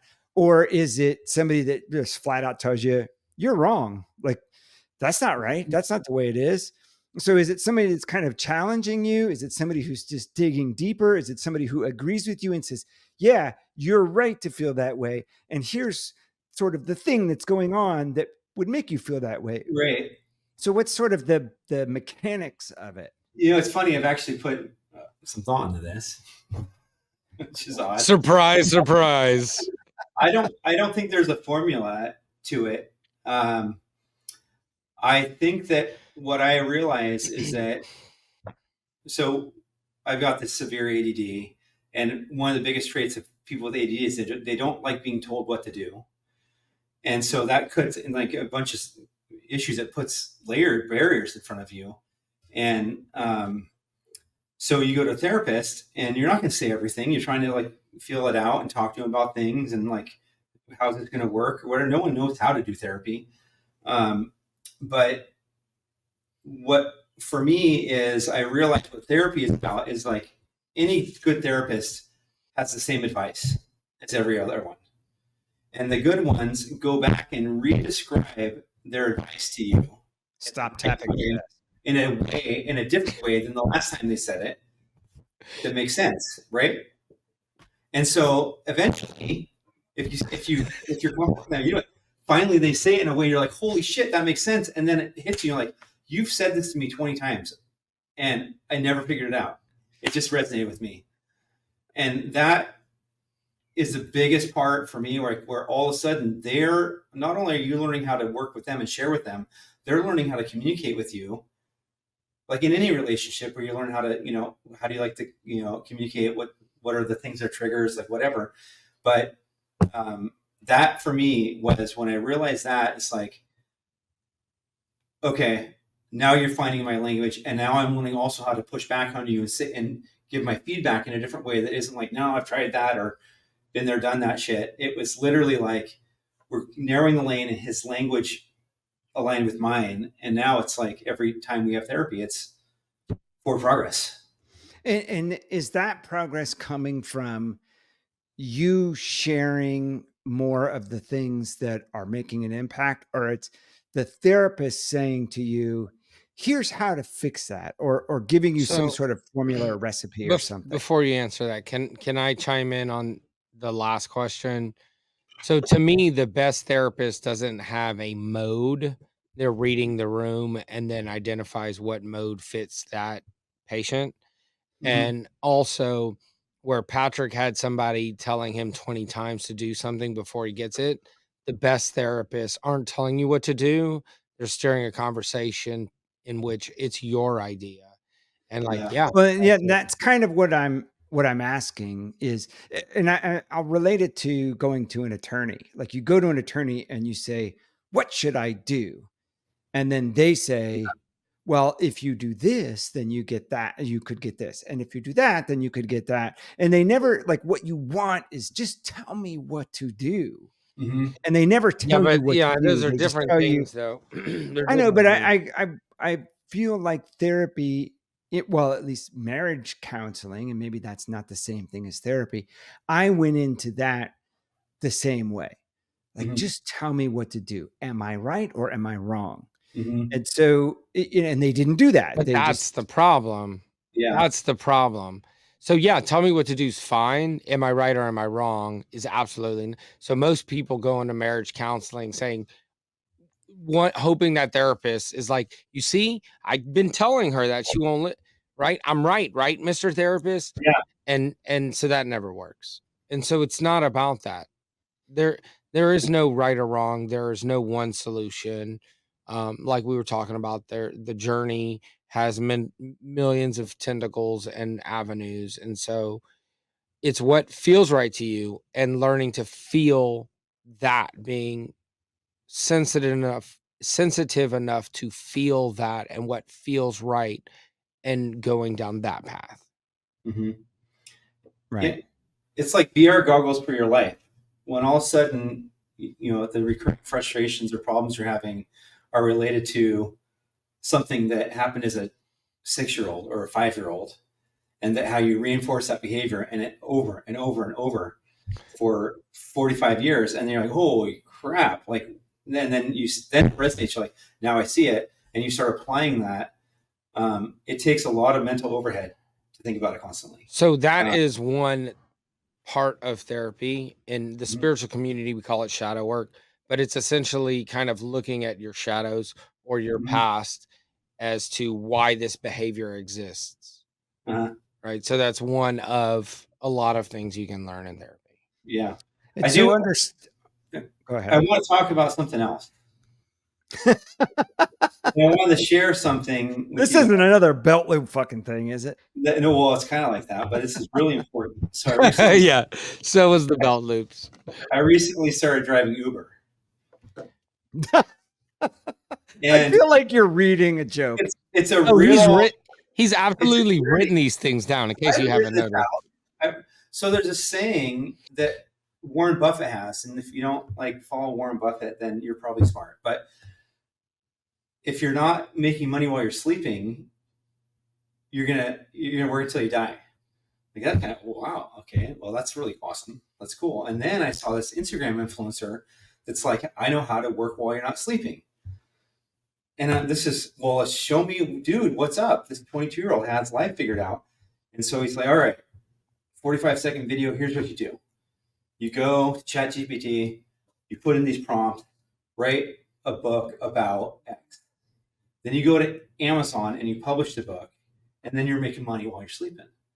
Like, all right. And then you're like, that didn't work. My books didn't sell. No one bought one of my books. What's up? And then I was like, oh, GameStop. Well, day late, I invested in GameStop. What the fuck? Like, and then OnlyFans was a total fail. Yeah, was done. And so now, There's no way that's true, by the way. I can't actually make I'd money. pay if I had a link. I can't make money while I'm sleeping, but I can make money when I woke up from sleeping. And Uber is the perfect solution to that. So we got to hustle, side hustles, man. That's ridiculous. All right. You are so ridiculous. I do, I do have a back to a furniture industry question. No, I want to go back to the Terrence Howard. Shit. All right, go ahead. I feel like that's really long. That's a really Yeah, long conversation. yeah. And Patrick could come back for that one. We could have a round two for sure. Yeah. Well, Yeah. Patrick, do you know who Terrence Howard is? I will when you tell me, Okay. but I know the name. It's So- not the basketball player, is it? No. Oh, okay. Okay, so Alex is pulling him up. He's an actor. He's an actor. And Oh, right. Well, first, Yeah. okay. Love So that guy. he's the Lando Calrissian of our generation. Yeah. so Or he's the been Lando. he's Or been the millennials. trending. He showed up on Joe Rogan, had a very in-depth what's the word? Provocative conversation that may be a little over a lot of people's heads, and so they all think he's full of shit. Well, I'll summarize it for you. No. I think You don't get to summarize if it's over your head. Absolutely not. No, that is intriguing enough that you may want to know more about it. Gravity is not real. I knew that's where you're going. He was there for 3 fucking hours, and that's the shit you're stuck on. It's the clickbait for the, because to explain what he's talked about for 3 hours, the periodic table is wrong.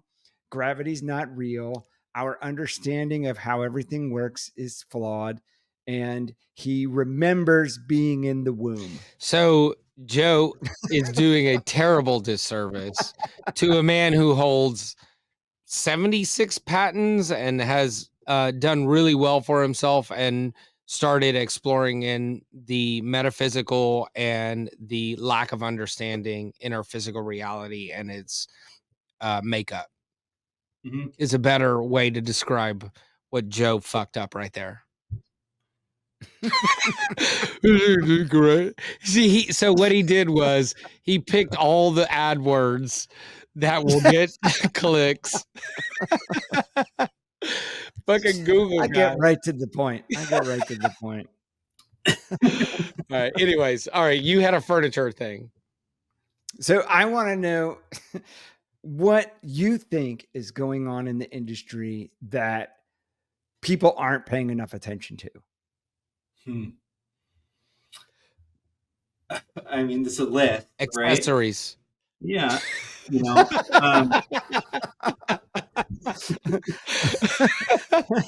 Art stands for behind sofas.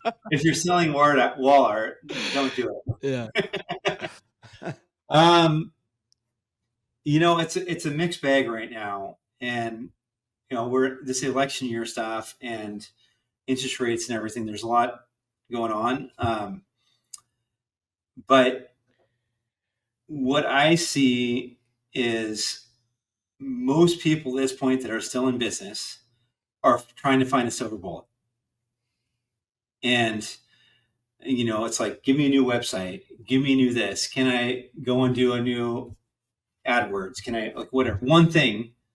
It's like, if you build it, we will come type of shit. Like, you do it and it just drums it up. And that is coming. You know, we do a lot of consulting. I get on the phone with every client frequently and talk to them and see them at markets and hear what they're going through. What I see the most concern of is that this silver bullet for everything, that people have a perspective like, can't I find something that does this, a piece of software that does this, or a person that does this to save my business or to move the needle? Reality is that hustle and, you know, curiosity and openness are what move the needle. So it's not one thing, right? So like, it's chaos marketing. It's being open to change, embracing failure and reinventing the failure to a win, like different things. There's a transition in the industry where we have such a history of old school ways that worked. Even to this day, some still work. And the resistance to do the little things that make a massive difference is kind of mind-boggling, you know, and that's why we constantly build software around it. But, you know, right now, if people don't figure out that hustle again and figure out how to do the baseline things that make their business operate, then they're not going to be relevant. And so that's what I see. This is like a deeper version of what you asked, because people say, oh, freight screwed up, inflation, election year, like whatever. But like when you watch and you see who's moving needles right now, what's moving it is hustle. And then, you know, alignment, you know, team, different things.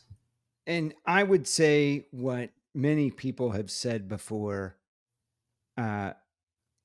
even when things are terrible, somebody's killing it. Right. You know, and you can reference that in the stock market. You know, all of the stocks are going down. Somebody is just going through the roof at the same time. So there has to be that in our industry too. Yeah. And people just aren't seeing it. They're not aware, or there's some threat that they're not paying enough attention to. Yeah. You know, and whether that is interest rates or home ownership or pay for millennials, or just in general people's interest in things, travel being more important than, or experience being more important than things now. You know, there's something or some things that we're not paying enough attention to. I think Patrick's answer was perfect, and it's timeless, because when I entered this industry, it was the same thing, and it's been the same thing ever since. And everybody is watching the interest rates or the credit crunch or the whatever the thing is. They're focused on that negative thing, and what are we going to do to offset it? And it's more about exploration and being open. And I hate to say this about my own industry, but it is not open and it is not explorative. Everybody is stuck in their ways, and it takes moving a mountain to try some new technology or new system or new process, or hell, even a new rep. And that's not the world we live in today. And Yeah. if you're going to stay relevant and continue to profit in this world or in this country, in this industry, you're going to have to be testing all the time, being creative, trying new things. Exactly as Patrick said. I think you hit the nail on the head. Yeah. I hate agreeing with you. Yeah. It's funny. You guys ask me some different questions. We talk about this stuff, but everybody thinks that they're unique and they've got this weird secret sauce that is furniture secret sauce. There are literally 5 business models in the industry, and there's not more, there's not less, and they're all very similar on how these businesses operate and how you visualize pricing or group SKUs or otherwise. It's not about what you think is right. It's about what resonates with your targets. Mhm. And data digestion is what has to resonate with your targets. So like, think about it. Like if you're not putting dimensions or categories or what room it goes in or all the things that it's like product content marketing and things like that, that's the number one thing that everybody could do better. I don't care who you are. And then you got the really big people that say, nope, we're right, everyone else is wrong. Except for they're not Amazon and they're not Wayfair and they're not Google and they're not these. So why? Because they're big furniture companies, do they think they can manipulate culture? They can't. Mm-hmm. Your industry, your company work specifically for your targets. And that's what's problematic is that they're still operating in this brick and mortar world where you made relationships with the top 100 and that's how you made your year. Well, that's not the same world, and it's fickle, super fickle, right? And then your top sales reps are retiring or, because it's furniture, they're passing away or whatever. And then you lose those connections. It's.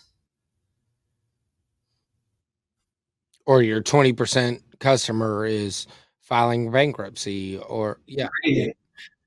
Yeah. It's like we talk about these things. I bring it up to people all the time. The reason why I have my pricing model the way it is, the way I have run my business is for self-preservation. Like I don't want one client that represents 20% of my business. Right. Everybody's even, then I don't stress out when I gain one or lose one.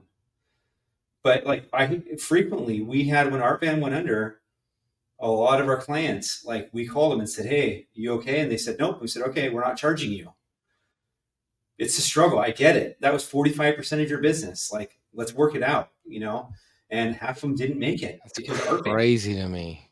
Think about that weight and, the juxtaposition of those two emotions. Like when you won Art Van and got this big freaking deal and you thought it was great and they're going to grow and you have the program and you're in every one of the printed catalogs and all this stuff.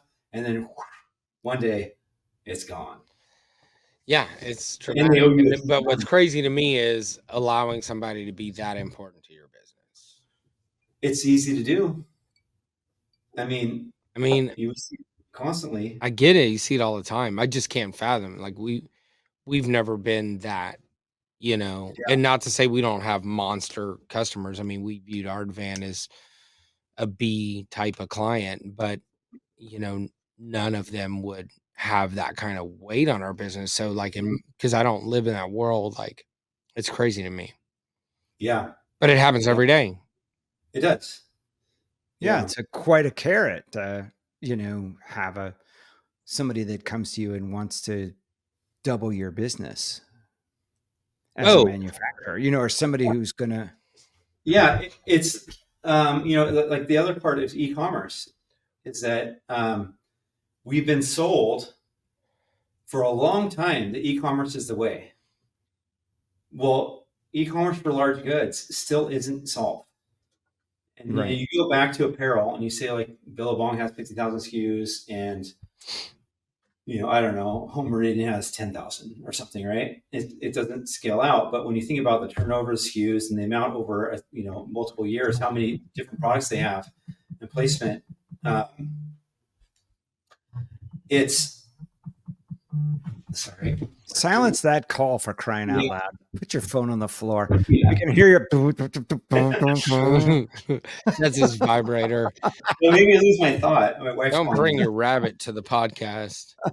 Yeah. That totally threw me off. So we'll have to edit that out. But Absolutely We don't not. edit anything else. Sorry, bro.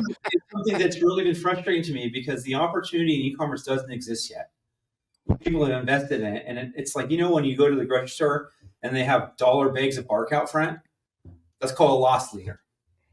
So you draw on traffic to buy shit that you're not making money off, so they buy a gallon of milk and beer because it's high margin, whatever. And e-commerce is really a loss leader for large goods. When you balance out and you look at the math, if they're even, they're lucky. But because you can't ship it back, you can't do all these things. So that's where we're not equipped to do e-commerce in this country because we're so big and all these things, and the returns aren't handled. But all we have to do is connect the returns to the brick and mortars. Well, but they want that, and the returns are handled, and the relationship world is right. Every local furniture store is missing out on e-commerce if they're not offering it.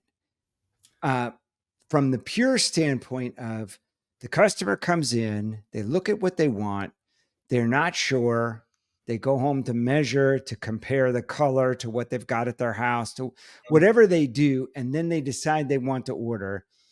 And not having e-com makes it inconvenient for the customer. And that is becoming a huge problem. So then as the customer, you're like, shit, do I want to drive 45 minutes back to that store to do the deal, or could I just do a quick Google search and find something similar to that?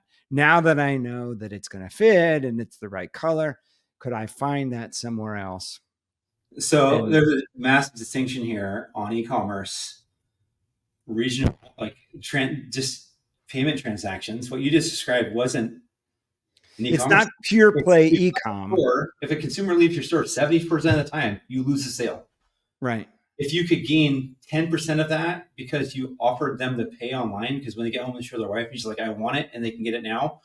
Why aren't we doing it? Like, that is a barrier that's not as scalable as you think based on how they collect money, all these things, their website, what the capabilities are, the catalog, like whatever. And then how do you make sure that they're an authorized user? Like, so many different things. But that's like payment. And then you've got regional e-commerce, which is completely neglected. Amazon was trying and completely neglected it. What they were trying to do is connect the buyers, the consumers, to the brands or the, say, the craftsmen, like Etsy people that were close. So you can manage carbon footprint, you can do all these things and returns, and everything's golden. They just banned it a couple of years ago, and they put 10 years behind it. But that is the path. It's like, that's where, like, we've disconnected. We've got, like, you go to these small towns and the mom and pops can't make it. The big box stores can't make it. So they're just neglected, and there might be an old Sears there where you can buy an appliance, and so it's been chipped away at. But what we need to do is, like, how do we make that furniture store in Ellensburg, Washington? It's a college town. There's not a lot of people buying furniture. How do you make that company relevant and work? You got to connect them to its channel connection. Like, e-commerce is a channel. Direct sales to brick and mortar is a channel. You've got direct to consumer as a channel. You got these different things. Well, why can't you converge these channels? Which you can't be Amazon. Amazon wants to collect it all. They don't want to play friendly with. That's probably why they abandoned it. They don't want to play friendly with these mom and pops and stuff. And also that the effort to manage that one-to-one relationship. So think about this, Gabe. Like, this is a great thing. And Joe, when you were a retailer, think about, like, that when you called your rep for each brand, each line, they knew you, they knew what you're up to, they know what you needed to do, and it worked. That's a one-to-one. Humans filled the gap for a one-to-one relationship. And then you've got, like, what does the company want you to see and manage? That one-to-one price list, exclusive products, inventories, different things. Well, the rep can't even manage that, and then you got like, what the admins, what are all these people? So that one-to-one relationship is where it breaks down when you cross channels. So you can't mix brick and mortar e-commerce because those channels are because the big dollars are being manipulated and kept separate. So bringing those together, and so the channels become related but separate, is the secret sauce to the world right now. Because carbon footprint, our environment, prices, throwaway consumerism, like all these problems that we're confronting, it's only because we have an influx of shit coming in, and it doesn't go anywhere but our landfills. Is it just me, or does Patrick feel like the Terrence Howard of furniture? Gravity doesn't exist. I have my opinions, and being passionate. I'm a fan of Terrence Howard, and I'm also a big fan of Patrick Henley. So there's that. Well, and I think that whole final mile thing is a problem for pure play e-com. We've talked about it before. Like what the consumer doesn't realize is the amount of repair that goes into their furniture before their brand new furniture before it gets to their house. Right. And if you're buying and it's shipping directly from the manufacturer, that repair is not being made. So it's showing up at your house with a ding or a scratch, and you're pissed. And there's no resolution for that. If you're what can be repaired. Like if you could bring me a solid wood dining table and it's got a ding in the corner and you tell me you're going to fix it. Well, so that's a joke. You can't fix it. No, right. Yeah. So we got a whole segment on this. Yeah. So I was surprised to hear how much repair happens before it gets to your house from the retailer. Yeah. So we're fixing it. We're fixing it at the store level before it gets to your house. And you would be amazed. You would in particular appreciate what is being done. We're fixing marble and it has chunks out of it. And we're bondoing it, and we're painting it precisely to match the vein. It's in the pattern of the marble and color matching. And we're fixing everything at the store level. And holes in leather and everything is getting fixed. Totally smashed corners are getting rebuilt in a way that if you hadn't seen that totally smashed corner, you would never be suspicious. Right. And how many layers? How many times that happen? Like think about all the time. A lot. Clients that have like mold mitigation, they're like, oh, part of their warehouse had water damage, and then all of these upholstered pieces had mold. So they have to open up every box, check every one, clean the ones they can, throw away the other ones, and then rebox them. And then who knows what kind of damage could go to the retailer before it shows up. Yeah. The amount of stuff that's being fixed before it goes into the house is astonishing. Great. I can't say everything, but I'm not far off. Not artwork. There's a company out there right now that's relatively new to the industry that sells themselves as a tech company, but they're a warehousing and distribution company. And they say that essentially it can connect anybody's product to a consumer with the 2-day lead time. Well, the news article that came out this week about it that said that like every article I saw is like revenue's up. And I'm like, who are these people? Like, well, that their traffic for their website, what they're saying was manipulated based off third-party websites. So, they're collecting data saying if you're Amazon and you click on Amazon, because the supplier that uses us for distribution posts on Amazon, then we count those clicks, kind of thing. And that's not exaggeration, but extreme close up. What was that about, Alex? My video guy's doing too much. He's doing all the things. Bro, you do too much. I'm glad I didn't send him my list of things. I almost had. I get in there. Oh, gross. But I tell you what, this camera shows the tan. You look like young Santa Claus. That looks good. Your beard looks majestic like that. Like your teeth. Did you whiten your teeth today? Not today. The shape of your ears. Now I'm self-conscious. That's funny. Well, yeah. I don't have the solutions to everything. I have opinions on it all. But, you know, it all welcome to the show. Yeah. Hadn't noticed. I don't know. I just go back to Warren Buffett and that Instagram influencer. Like, how do you find your path? It's not that. So I wake up almost every day around 4:00, and I will turn on a YouTube video and then fall back asleep. Mm-hmm. And my go-to YouTube video is something Warren Buffett, because as I'm falling asleep, I like what I'm really interested in are like jailhouse stories. Yeah. but I feel like that's bad for me to be ingesting as I'm falling back asleep. So I put on Warren Buffett or Peter Lynch or something like that, and I just let that run Munger as I'm going back to sleep. And I tell you what, in one case, like that, what made them what they are is not available to us today.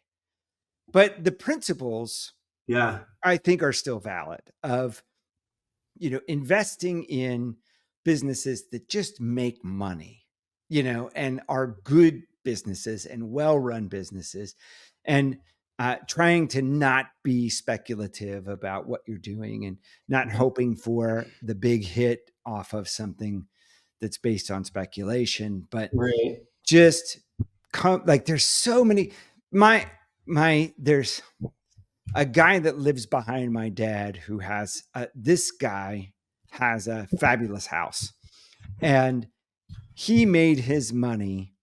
And this is one of his houses. He's got several houses. He's got a fabulous house. He made his money in pizza boxes.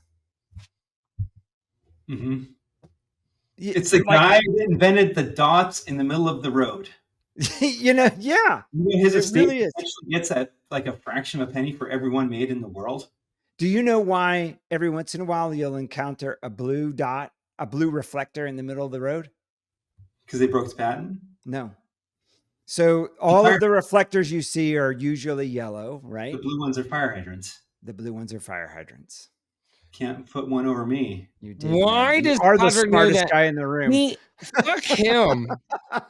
He knows. No, he is on a Google while you're asking. I hate how your hands smart after you are. the fact. I have random Jeopardy knowledge. It's not useful unless it's casual. But if you put me in a test environment, I'll fail. Well, it was useful today, Patrick, and this was super fun. Yeah, it was. Yeah, thank you for participating and humoring us and allowing us to have a little bit of your time. It was super fun. We'll see if anybody watches it.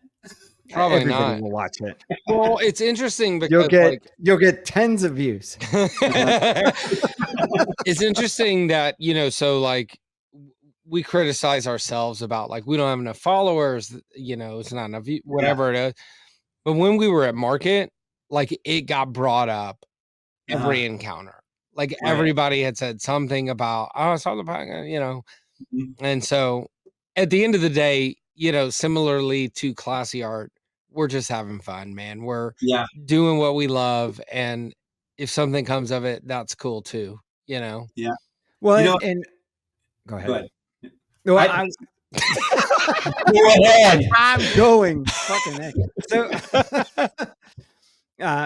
Bree says I reference Tim Ferriss too often, but I will reference him again here and say, he has said the podcast gives him an excuse to talk to his friends and to ask things that you don't normally get to ask in the, environments that you hang out in. And, so I find that to be the case too. It's we have distractions. And so if we're at a market or if we're hanging out together on a weekend or whatever it is that, there's so many interruptions and things that come in the way of it. So I really appreciate getting to dig a little deeper into Patrick and his restaurant business. And I appreciate it. I think this humanizing everything is what's important. That's getting, diluted in this world these days. And like for you guys, it's hard to watch a podcast or a webinar because it's purpose built for the sponsor.